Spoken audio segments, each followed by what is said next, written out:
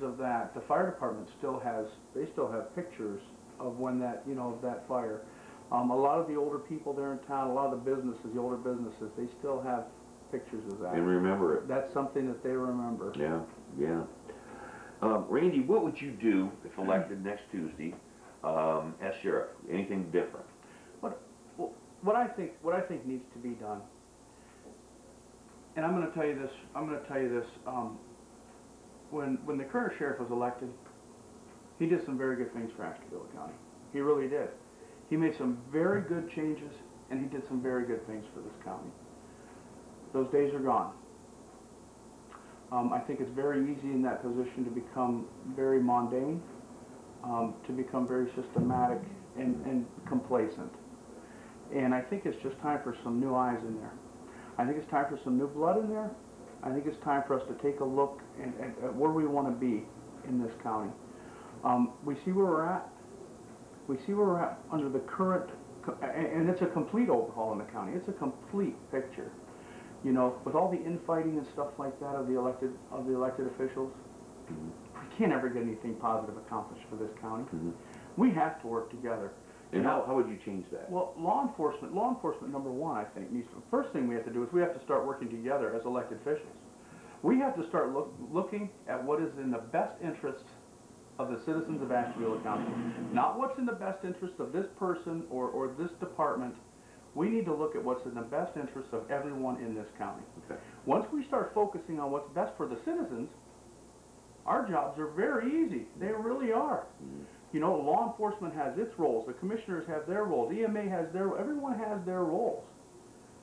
And those roles all come together. Instead of fighting with each other and everybody grabbing their ball and running to their corner of the playground and saying, "This is mine, don't touch it," we need to start working together. I always use an analogy, and I use fire departments because I was a fireman for many years. Right. And I use the analogy of the fire departments. I said, folks, if your house is on fire and you call your fire department, what's the first thing that they do? They call for help from all the other neighboring fire departments. Now, you know what? All of those firemen may not get along with each other. They might not even like each other. But when they get there to your house, they all work together toward a common goal, putting out your fire. That's what they do. They're firemen, that's what they do. Why can't we do that in law enforcement? So what you're saying basically is the law enforcement communities should work better with the county sheriff's department. In other words, like take for instance Pontiac. We should be all partnering here. There's not one agency in this county that can handle all the crime in the county. Yeah. Violent crime in Ashtabula County over the past 20 years has gone up 60%. Is it that high? That high. It's gone up 60% violent crimes. Okay. There's not one agency that can handle all the crime, the drugs, and all that in this county. So just like the volunteer fire departments, we need to work together. If we all can come together as a team and work toward a common goal, we can put that fire out. We absolutely can. I truly believe that.